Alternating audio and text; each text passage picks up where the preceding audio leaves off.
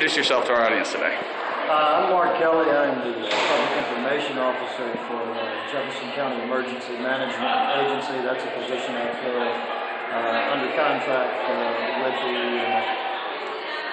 Well, after in the aftermath of the April 27 tornadoes, what were some of the first steps that you undertook in response to the disaster?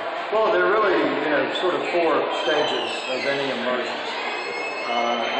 You have preparation, you have response, you have recovery, and you have mitigation.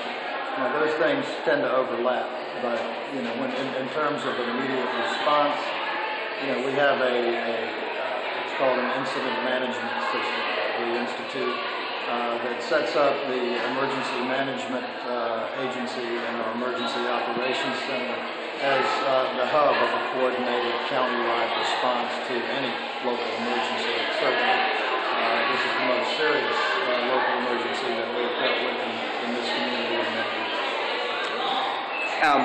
In evaluation, if there was anything you could have done differently, what would you have done? Well, I'll tell you something we learned, and that is the power of social media. I think we've been very fortunate in this community for a long time that we have not been subject to a major disaster. We've had some ice, we've had some wind, we've had snow that we have to deal with, and all of these things cause problems and cause emergency situations.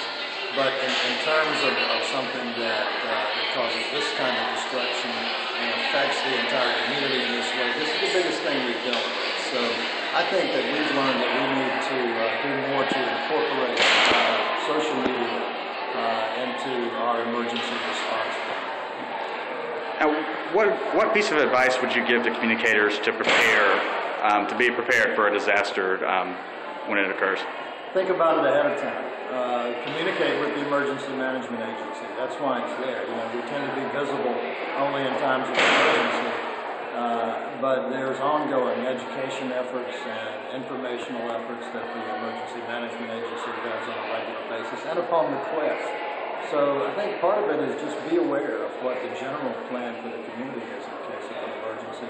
Have your own plan for yourself, your family, your business. That kind of preparedness, you can't put a price on it. The better prepared you are before an emergency, the better you're going to be able to respond and recover. Sounds good. Well, I appreciate you for your time, and we look forward to hearing you speak. Sure. Thanks very much.